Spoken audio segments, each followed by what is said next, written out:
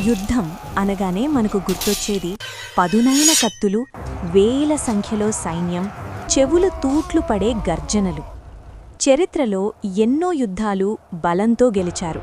కాని రామాయణంలో ఒక యుద్ధం మాత్రం బలం కన్నా మాటతోనే సగం గెలవబడింది. మీరు గమనించారా? ఈ రోజుల్లో మనం ఎంత ఎక్కువ మాట్లాడితే అంత గొప్ప అనుకుంటాం. సోషల్ మీడియాలో, ఆఫీసుల్లో, ఇంట్లో అందరూ అరుస్తున్నారు, కాని ఎవ్వరూ వినడం లేదు. ఫలితం గొడవలు, మనస్పర్ధలు. కాని రామాయణంలో అత్యంత శక్తివంతుడైన హనుమంతుడు చాలా తక్కువ మాట్లాడేవాడు. అసలు ఆయన ఎందుకు తక్కువ మాట్లాడాడు? ఆయన మౌనంలో ఉన్న రహస్యమేంటి? కేవలం 2 ముక్కలు మాట్లాడి రాముడి గుండెల్లో భయాన్ని పోగొట్టడమే కాదు, శత్రువు పాళయంలోని విభీషణుణ్ణి కూడా తన వైపు తిప్పుకున్న వాక్చాతుర్యం హనుమంతుడి సొంతం.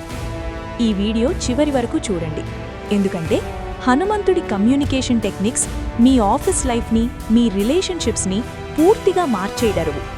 అసలు హనుమంతుడు మాట్లాడేటప్పుడు పాటించే ఆ 4 సీక్రెట్ రూల్స్ ఏంటో ఇప్పుడు చూద్దాం.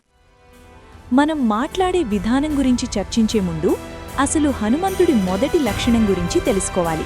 అదే వినడం. కిష్కింధకాండలో సుగ్రీవుడు వాలి భయంతో వణికిపోతూ ఉంటే హనుమంతుడు అతనికి అడ్డు తగల్లేదు. సుగ్రీవుడు చెప్పేది పూర్తిగా విన్నాడు. చాలామందికి తెలియని విషయమేంటంటే హనుమంతుడికి నవవ్యాకరణ పండితుడు అని పేరు. అంటే భాష మీద అంత పట్టు ఉన్నా ఆయన ఎప్పుడూ తన పాండిత్యాన్ని ప్రదర్శించడానికి మాట్లాడలేదు. అవసరం వచ్చినప్పుడే నోరు విప్పాడు. ఈ రోజుల్లో మన సమస్య ఏంటి? ఎదుటివారు చెప్పేది పూర్తి కాకముందే మనం జవాబు చెప్పడానికి రెడీ అయిపోతాం. కానీ హనుమంతుడు యాక్టివ్ లిజనర్. ఆయన ముందు వింటాడు, విషయాన్ని జీర్ణించుకుంటాడు, ఆ తర్వాతే మాట్లాడతాడు. అందుకే ఆయన మాటలకు అంత విలువ. రాముడు అడవిలో కలిసినప్పుడు కూడా హనుమంతుడు రాముణ్ణి గమనించాడు, విన్నాడు, ఆ తర్వాతే మాట్లాడటం మొదలుపెట్టాడు. Silence is power. మీరు ఎప్పుడైతే తక్కువ మాట్లాడి ఎక్కువ వింటారో అప్పుడు మీ మాట తూటాలా పేలుతుంది. రాముడు, లక్ష్మణుడు అడవిలో వెళుతున్నప్పుడు హనుమంతుడు వారిని కలుస్తాడు. అక్కడ వారి మధ్య జరిగిన సంభాషణ చూసి రాముడు ఆశ్చర్యపోతాడు. రాముడు పక్కనే ఉన్న లక్ష్మణుడితో ఒక అద్భుతమైన మాటంటాడు. నాన్ ఋగ్వేద వినీతస్య నా యజుర్వేద ధారిణః. అంటే, లక్ష్మణ, ఈయన మాటలు విన్నావా? ఈయన ఖచ్చితంగా 4 వేదాలు చదివి ఉండుండాలి, లేకపోతే ఇంత స్పష్టంగా మాట్లాడలేరు. మాట్లాడేటప్పుడు ఆయన ముఖంలో ఎక్కడా సందేహం లేదు, కళ్లలో తడబాటు లేదు, ఉచ్చారణలో దోషం లేదు. కేవలం కొన్ని నిమిషాల మాటలతో రాముడిలాంటి వాణ్ణే ఇంప్రెస్ చేయగలిగాడు అంటే హనుమంతుడి కమ్యూనికేషన్ ఎంత పవర్ఫుల్గా ఉందో ఆలోచించండి.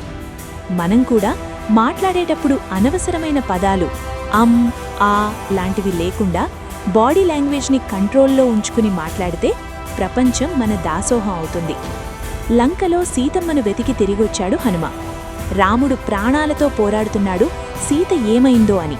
ఆ సమయంలో హనుమంతుడు, రామా, నేను వెళ్ళాను, చాలా కష్టపడ్డాను, రాక్షసులతో పోరాడాను అని తన గొప్పలు చెప్పుకోలేదు. ఆయన వాడిన పదం దృష్ట సీత. సంస్కృతంలో దృష్ట అంటే చూశాను అని అర్థం.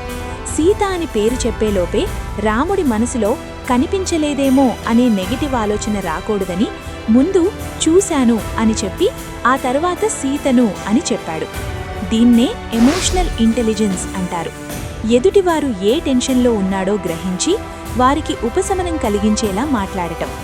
మనం ఆఫీస్లో బాస్ దగ్గర లేదా ఇంట్లో గొడవ జరిగినప్పుడు సొల్లు చెప్పకుండా సూటిగా విషయాన్ని చెప్పితే సగం సమస్యలు తీరిపోతాయి. మిత్రులతో మాట్లాడ్డం వేరు, శత్రువుతో మాట్లాడ్డం వేరు. కాని హనుమంతుడికి రెండూ తెలుసు.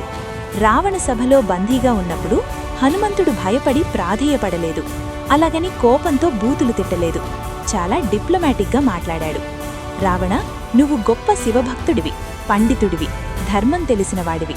పరాయి స్త్రీని బంధించడం నీకు తగదు. రాముడితో వైరం పెట్టుకుంటే నీ లంకే నాశనమవుతుంది అని లాజికల్గా వార్నింగ్ ఇచ్చాడు.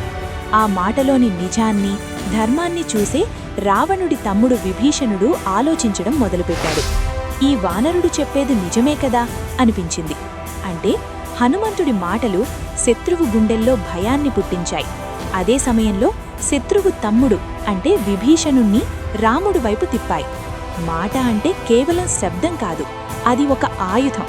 దాన్ని ఎప్పుడు ఎక్కడా ఎలా వాడాలో హనుమంతుణ్ణి చూసి నేర్చుకోవాలి.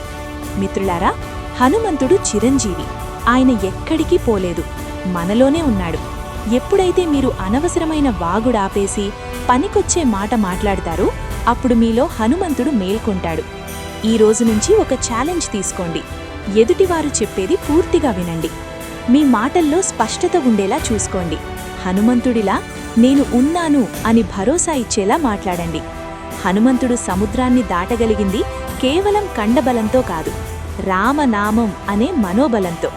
మీ మాట మీద మీకు నమ్మకం ఉంటే, మీ లక్ష్యం మీద మీకు గురి ఉంటే, మీ మౌనం కూడా శబ్దం చేస్తుంది. మీ మాట చరిత్ర సృష్టిస్తుంది. ఈ వీడియోలోని ఏ పాయింట్ మీకు బాగా కనెక్ట్ అయ్యింది? దృష్టా సీత అనే సమయస్ఫూర్తా లేక రావణ సభలో ధైర్యమా? కింద కామెంట్ చేయండి. జై శ్రీరామ్, జై హనుమాన్.